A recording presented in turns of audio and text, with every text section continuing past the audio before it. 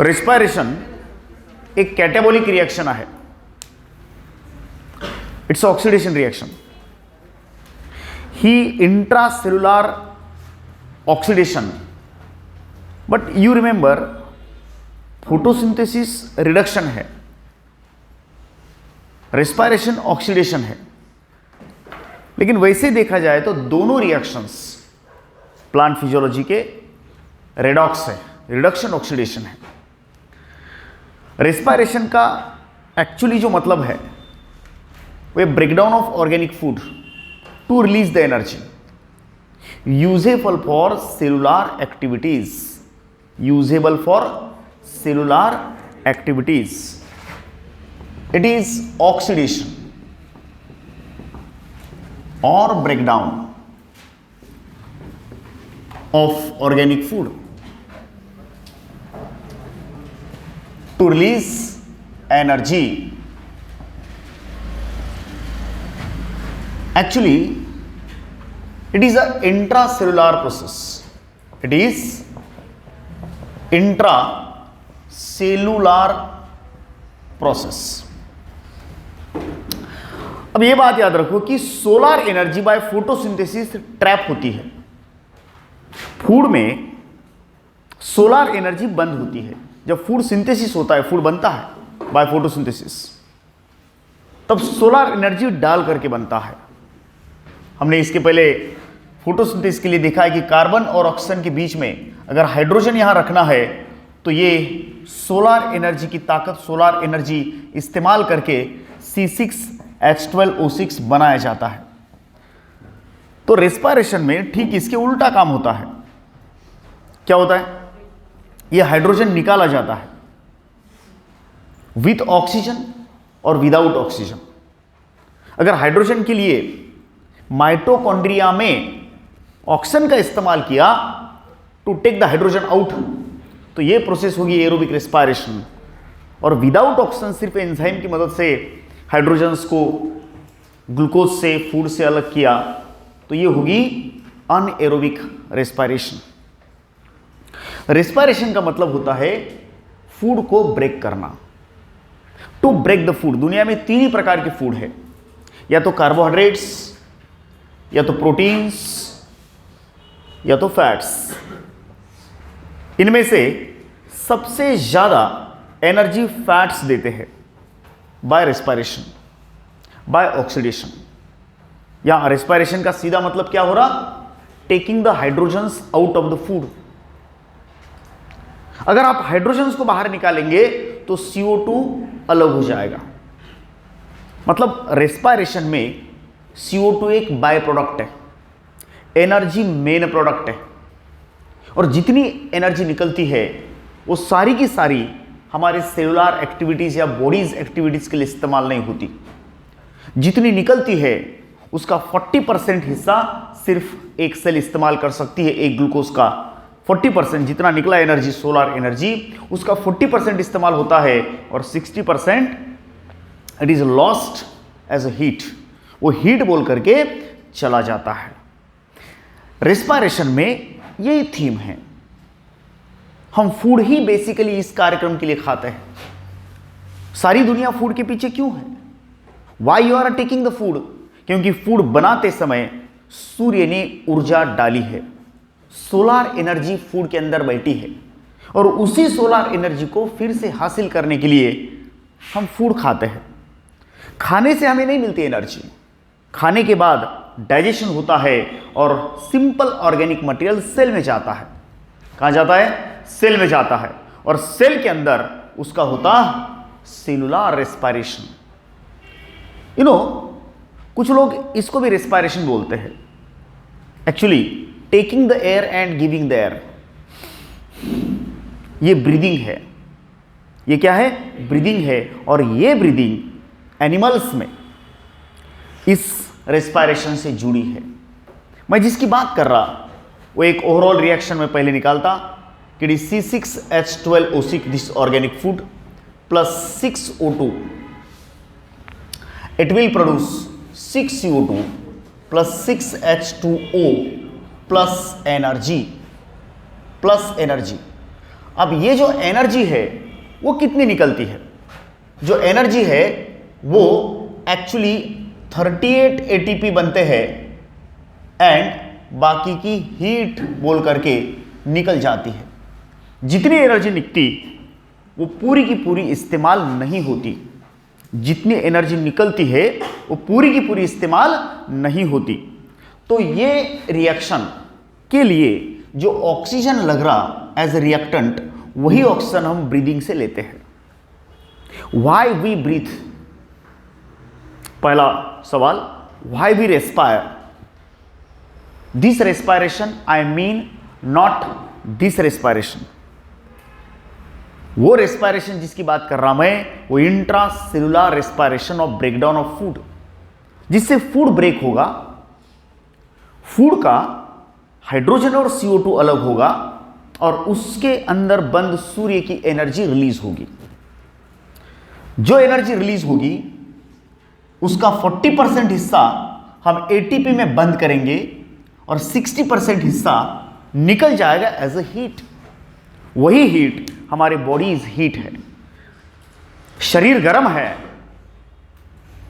तो फूड से रिलीज या लीक जो हुई एनर्जी, उसकी वजह से जो एनर्जी लीक हुई है वो हमें गर्माहट देती है, वो बॉडी की हीट बनती है और वो पर्यावरण में, एनवायरनमेंट में निकल जाती है, जो वापस हमारे पास कभी नहीं आती। Why we respire? पहला question, why we respire? We respire to get the energy, because हमारी जीवन का एक सेकंड भी बिना एनर्जी का नहीं गुजरेगा। हमें तो कांस्टेंट एनर्जी चाहिए। तो एनर्जी देगा कौन? फूड। फूड एनर्जी का एक बंद पैकेट है। फूड क्या है? एनर्जी का एक बंद पैकेट है। मान लो ये जो ग्लूकोज है ना, उसको मैं ऐसा निकालेंगे, this is the glucose suppose, जिसमें ये बाहर का पैकेट जो रैपर वो है मैटर, मटेरियल, और अंदर बैठी है एनर्जी। हमारा इंटरेस्ट इसमें है। जब तक मैटर में एनर्जी है इसको फूड बोलेंगे। रेस्पायरेशन प्रोसेस क्या करती है? इस एनर्जी को बाहर निकालती है और फूड का जो मैटर है वो एक वेस्ट बन जाता है, बाय प्रोडक्ट बन जाता है। जैसे कि चॉकलेट इन द रैपर है। किसके पास है चॉकलेट? वापस देता भाई, डोंट बिलीव। तो हाँ, कोई भी चलेगी। वाह भाई वाह, what is this? I think Mango Bite है, बहुत ही अच्छी है। मान लो ये ग्लूकोज है, वैसे भी ये ग्लूकोज का भंडार है, इसके अंदर बहुत सारा ग्लूकोज बंद है। मान लो ये वाला जो है वो हमारा ग्लूकोज है और इसके अंदर सेम पैटर्न है कि ये जो रैपर है this is equal to matter. अब इसमें हमारा इंटरेस्ट तब तक है जब तक अंदर एनर्जी, बोले तो चॉकलेट है, छिपा के रखेंगे, किसी को है कि नहीं, दिखाएंगे नहीं, मांग लिया तो इसीलिए हम इसको संभाल के रखेंगे। लेकिन कब तक? जब तक अंदर चॉकलेट है। जैसे ही हम इसको खोलेंगे, बरोबर, कभी अब हाँ, और अरे ले लो, पॉकेट में दे रहा चल तू ही आ जाए इधर। तो जैसे ही इसके अंदर का जिसमें इंटरेस्ट था वो चीज हमने इसको दे दिया, गटक ले, तो भैया क्या हुआ पता है? वो मैटर मतलब रैपर अब हो गया बेकार। अब ये इसके मालिक को अगर मैं वापिस करता हूं तो क्या वो इस रैपर को पहले जैसा सुरक्षित रखेंगे? बिल्कुल ऐसा इसको इस तरह से नहीं। Now this is the product of कचरा कुंडी। ये डस्टबिन का प्रोडक्ट बन गया, ये हमारा काम खत्म हो गया। एक्चुअली यहां वही होता है, यहां वही होता है। रेस्पायरेशन प्रोसेस में हम इसको तो इस्तेमाल करते हैं, किसको? एनर्जी को। और जब एनर्जी इस्तेमाल होती है तो मैटर वेस्ट बन जाता है। मैटर क्या बनता है? वेस्ट मैटर बन जाता है, जिसको हम एक्सपायरेटरी प्रोसेस, ब्रीदिंग का सेकंड स्टेप, इंस्पायरेशन एक्सपायरेशन, उससे बाहर निकालते हैं। पानी लगा तो इस्तेमाल करेंगे, नहीं तो उसको भी बाहर डालेंगे। So this converts into okay ये वाली एनर्जी प्लस ये वाला मैटर। एनर्जी भी जितनी निकलती है, अब एक्चुअली इस एनर्जी का अगर हम हिसाब लगाते हैं कि एक glucose, suppose this is one glucose molecule, एक ग्लूकोज मॉलिक्यूल जब पूरी तरह से ऑक्सीडाइज होता है, उसका कंप्लीट हाइड्रोजन निकल जाता है, 12 हाइड्रोजन इसके निकल जाते हैं 12 के 12 और 6 CO2 बन जाते हैं। तो एक ग्लूकोज हमें तकरीबन 686 किलो कैलोरीज ऑफ एनर्जी देता है। मैंने बोला ना कि respiration, oxidation, breakdown of food 3 food के लिए होता है। दुनिया में 3 ही फूड है, या तो कार्बोहाइड्रेट, नहीं तो प्रोटीन, नहीं तो फैट, बाकी कोई फूड नहीं है। नमक फूड नहीं है, पानी फूड नहीं है, इससे एनर्जी नहीं मिलती है। हाँ, डेफिनेटली हमारे बॉडी मेटाबॉलिज्म, बॉडी फिजियोलॉजी चलाने के लिए बहुत जरूरी है, लेकिन they will not produce in energy. Food वही है जो सेलुलर एक्टिविटीज के इस्तेमाल के लिए एनर्जी देता है। जो सेलुलर एक्टिविटीज के इस्तेमाल के लिए एनर्जी देता है वही फूड है, और इसको छोड़ करके कोई फूड नहीं है। It is carbohydrate, protein and fat. सबसे कम एनर्जी कार्बोहाइड्रेट देता है, नंबर 2 पे ऑक्सीडेशन में, रेस्पायरेशन में प्रोटीन देता है, और सबसे ज्यादा एनर्जी फैट्स देता है। और इसीलिए फैट हमारे मार्केट में, बाजार में भी सबसे महंगा बिकता है, सबसे सस्ता बिकता है कार्बोहाइड्रेट, क्योंकि carbohydrate per unit volume, per unit mass, per unit weight energy का जो सप्लाई है कार्बोहाइड्रेट से कम है as compare to proteins and fats, as compare to. लेकिन देखो कंट्रोवर्सी, देखो सबसे कम एनर्जी कार्बोहाइड्रेट देता पर मॉलिक्यूल, लेकिन हम सबसे ज्यादा एनर्जी कार्बोहाइड्रेट से ही लेते हैं। वो सबसे कम देता है, लेकिन हम सबसे ज्यादा उसको खाते, सबसे ज्यादा इस्तेमाल करते, सबसे कम हम एनर्जी लेते हैं फैट से। हालांकि फैट सबसे ज्यादा एनर्जी देता है, सबसे ज्यादा एनर्जी पर मॉलिक्यूल फैट देता है। देखो आप तेल या फिर घी, ये चीजें बहुत महंगी बिकती है क्योंकि इसमें एनर्जी बहुत ज्यादा है, लेकिन हम उनसे एनर्जी उतना नहीं लेते। हम डेली के डाइट में 60% सिर्फ कार्बोहाइड्रेट खाते हैं, 30% प्रोटीन्स, 10% फैट्स। इसको अगर आप उल्टा करेंगे तो सेहत बिगड़ जाएगी। हम जितना रोटी खाते, चावल खाते, उसके वजन के बराबर फैट नहीं खाते। कभी देखा है वरण जितना लेते दाल उतना घी लिया, जितना वरण लिया उतना घी लिया है, जितना चपाती लिया उतना घी लिया है, तो भैया अगले 2 दिन तक उठ नहीं पाएगा। प्रॉब्लम क्या है? क्योंकि कार्बोहाइड्रेट ओवरऑल मेटाबॉलिज्म में इजी है। जिस दिन हम थोड़ा सा फ्राइड खाते हैं, तले वाला खाते हैं, तेल या घी वाला खाते हैं, we feel heavy and heavy, we take more water, we feel lazy, sleepy, heavy. इसका कारण यह है कि ओवरऑल मेटाबॉलिज्म ऑफ फैट बहुत ज्यादा खर्चीला है। भले ही एनर्जी ज्यादा देता फैट, लेकिन हमें एनर्जी खर्च करनी पड़ेगी, उसकी एनर्जी निकालने के लिए बहुत ज्यादा एनर्जी खर्च करनी पड़ेगी। इसलिए हम कार्बोहाइड्रेट से एनर्जी ज्यादा लेते हैं। अब मान लो एक ग्लूकोज पूरी तरह से ऑक्सीडाइज होता है तो उससे निकलेगी 686 kilo calories of the energy.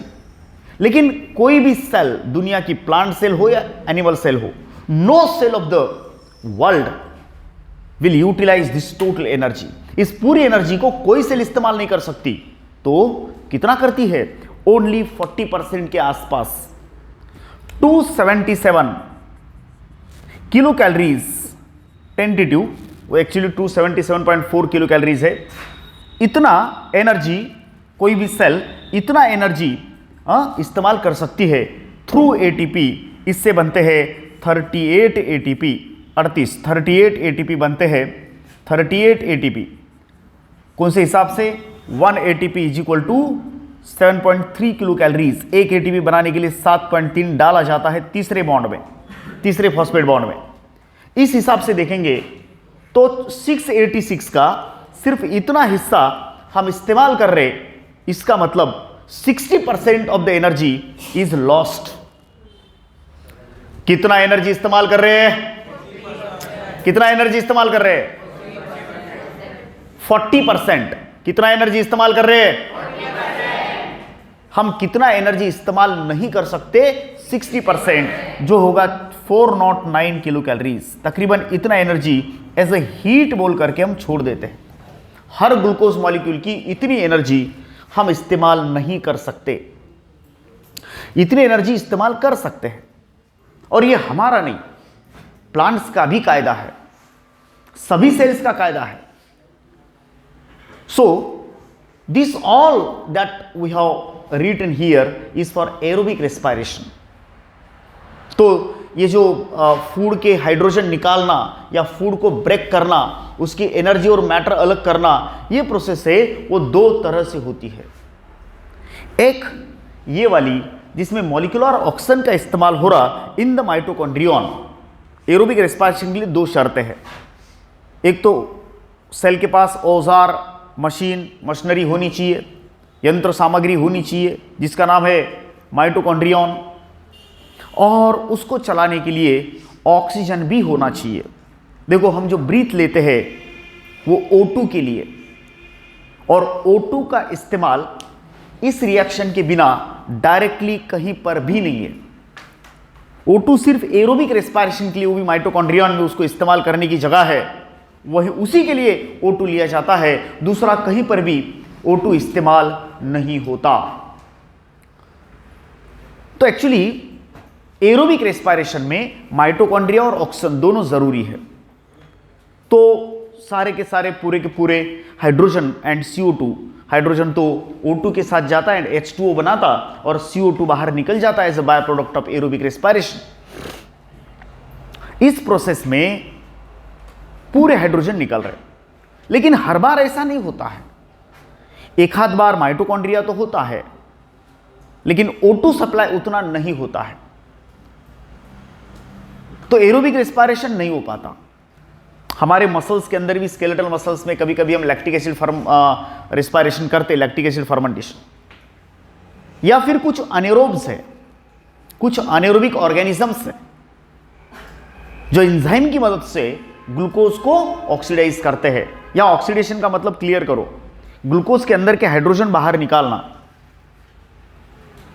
ये प्रोसेस आप विथ माइटोकॉन्ड्रिया विथ ऑक्सीजन करेंगे तो एरोबिक प्रोसेस होगी, वो विदाउट माइटोकॉन्ड्रिया विदाउट ऑक्सीजन करेंगे अनएरोबिक होगी, जिसकी एफिशिएंसी एरोबिक की इतनी नहीं है सर, वो उतना आपको एनर्जी नहीं देगा। जैसे कि मैं साथ में एक अनएरोबिक रेस्पिरेशन की रिएक्शन लिखता हूं, it is C6H12O6, C6H12O6 in presence of enzymes, in the presence of enzymes, अगर इसको हम ब्रेक करते हैं, जैसे कि ईस्ट एक अल्कोहलिक फर्मेंटेशन करता ईस्ट यूनिसेलुलर फंगस, वो एक प्रकार का अनएरोबिक रेस्पिरेशन है जिसका एफिशिएंसी, जिसका जो एनर्जी रिलीज है बहुत कम है, बहुत कम है।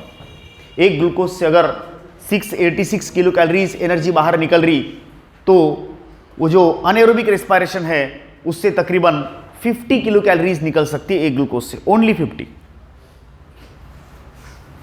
जहां एरोबिक रेस्पिरेशन में 38 एटीपी बन रहे एक ग्लूकोज से, वहां यहां पे सिर्फ 2 एटीपी बनते हैं।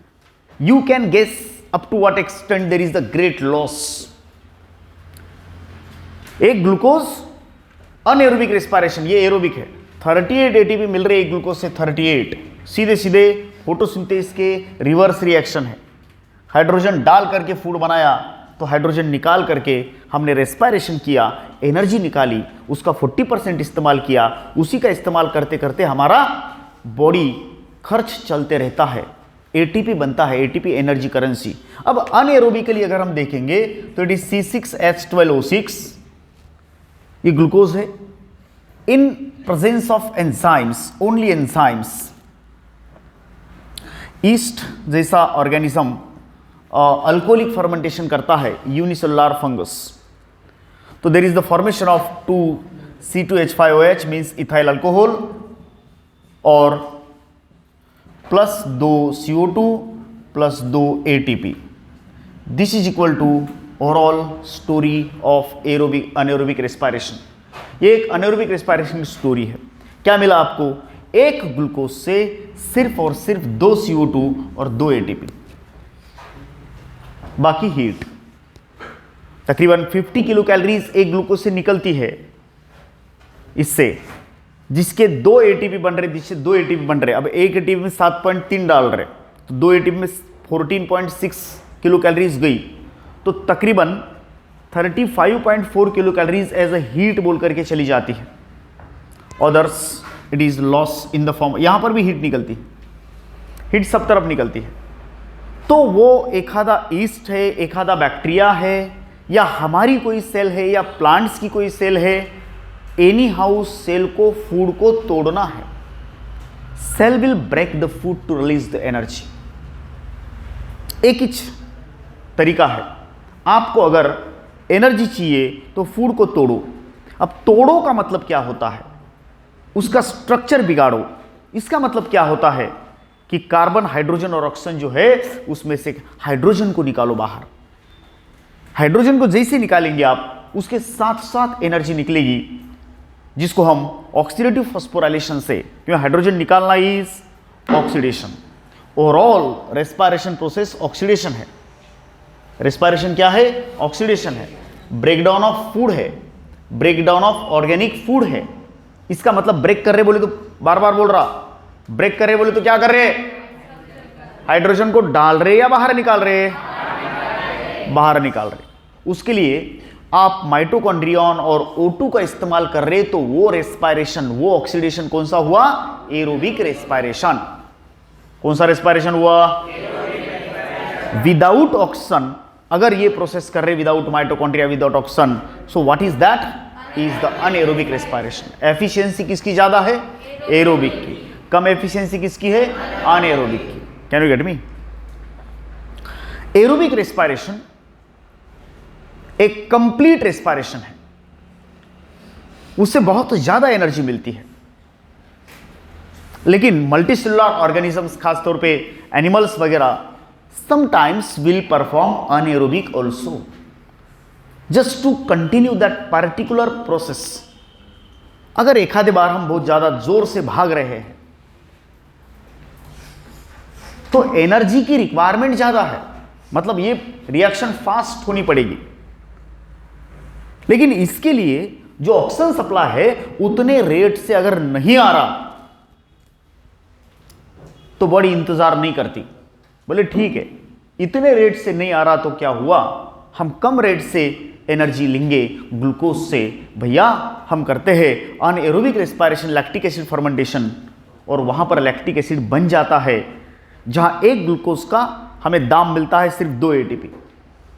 जहां मिलना था 38 ATP, वहां सिर्फ 2 ATP मिलते। लेकिन कोई बात नहीं, वो अवस्था तो गुजर जाती है, हमें भागना जरूरी है। तो स्केलेटल मसल्स लैक्टिक एसिड अंदर बनाते हैं और एक ग्लूकोज की सिर्फ 2 ATP लेते हैं। लैक्टिक एसिड मसल्स में जमा होता है और उसी से हमें पेन होता है। जो बॉडी पेन, बॉडी एक से जो हमें फटीग महसूस होता है, उसका कारण लैक्टिक एसिड है, विच गिव पेन। इसमें हम सर्वाइवल के चांसेस बढ़ा रहे। तो एरोबिक और अनएरोबिक, ये दोनों प्रोसेस हम इसी टॉपिक में देखने वाले हैं। Aerobic as well as anaerobic, ये दोनों रिएक्शंस को हम इसी टॉपिक में देखने वाले हैं। सो ये एक प्रकार का छोटा सा इंट्रोडक्शन है रेस्पिरेशन का। Respiration intracellular process, respiration oxidation process. बोलो, रेस्पिरेशन कंस्ट्रक्शन या destruction? Destruction. Respiration exothermic reaction, it's exothermic, what do you mean by exothermic? Exothermic से हमारा मतलब है हीट बाहर निकलती है, और फोटोसिंथेसिस एंडोथर्मिक है। रेस्पायरेशन जो है it is a exothermic reaction, exothermic, जिसमें जब फूड से हाइड्रोजन बाहर निकाले जाते हैं तो एनर्जी बाहर रिलीज होती है। ये प्रोसेस कार्बो से भी होता है, प्रोटीन से भी होता है, फैट से भी होता है। तो रेस्पायरेशन एक डिस्ट्रक्शन है, रेस्पायरेशन कैटेबॉलिज्म है, रेस्पायरेशन ऑक्सीडेशन है, रेस्पायरेशन ब्रेकडाउन है, रेस्पायरेशन इंट्रासेलुलर प्रोसेस है। रेस्पायरेशन दो तरह से हो सकता है, एक तो एरोबिक या फिर अनएरोबिक। एरोबिक और अनएरोबिक। एरोबिक में O2 एंड माइटोकॉन्ड्रिया का इस्तेमाल होता है। अनएरोबिक विदाउट माइटोकॉन्ड्रिया भी चलता है, कभी कभी माइटोकॉन्ड्रिया होता है लेकिन वहां पे ऑक्सीजन नहीं होता है, तो there is no aerobic respiration. Aerobic का एफिशिएंसी ज़्यादा है तो अनएरोबिक का एफिशिएंसी कम है। एनिमल्स में जो ब्रीदिंग प्रोसेस होती है, ये ब्रीदिंग, सांस लेना सांस छोड़ना, वो कहीं ना कहीं इस रिएक्शन से जुड़ी है। अच्छा, कुछ लोग ऐसा भी एक सवाल कर सकते हैं, डू द प्लांट्स ब्रीथ? क्या प्लांट्स ब्रीथ करते हैं? Do the plants breathe? देखो, प्लांट्स जो है वो ये रिएक्शन कंपलसरी करती है, हर प्लांट ये रिएक्शन कंपलसरी करती है, लेकिन क्या उसके लिए वो ब्रीदिंग करती है? तो देखो, प्लांट्स के पास ब्रीदिंग के लिए स्पेशल ऑर्गन्स एनिमल जैसे नहीं है। ओनली फॉर ब्रीदिंग ऐसे स्पेशल ऑर्गन्स नहीं है प्लांट्स के पास। There are no special organs for breathing like that of animals. जैसे कि हमारे पास लंग्स है, वैसे प्लांट्स के पास कुछ स्पेशल ऑर्गन्स नहीं है, लेकिन गैसियस एक्सचेंज के लिए, इवेपो ट्रांसपायरेशन के लिए बनाए वाले स्टोमेटा जो है वो ये काम करते हैं। The stomata will do the job. Plants का मामला थोड़ा एनिमल से अलग है। देयर आर नो, यहां पे do the plants breathe, do the plants breathe, इसका जवाब है plants breathe, but not by a very special organ, not by a very special system, जिसको हम ब्रीदिंग सिस्टम बोलते हैं, वैसा कुछ नहीं है। प्लांट के पास कायदा बिल्कुल अलग है। हमारे पास लंग्स एयर लेते हैं, उसका ऑक्सीजन छान करके ब्लड को देते हैं, और ब्लड पूरे बॉडी ऑर्गन्स को ऑक्सीजन सप्लाई करता है। मतलब हमारे पैर उनका ऑक्सीजन नहीं लेते, हमारे हाथ उनका ऑक्सीजन नहीं लेते। हम ऐसा नहीं बोलते कि पैरा पानी में डुबोए तो पैरा मर गए, पानी में डूब के पैरा मर गए, है ना?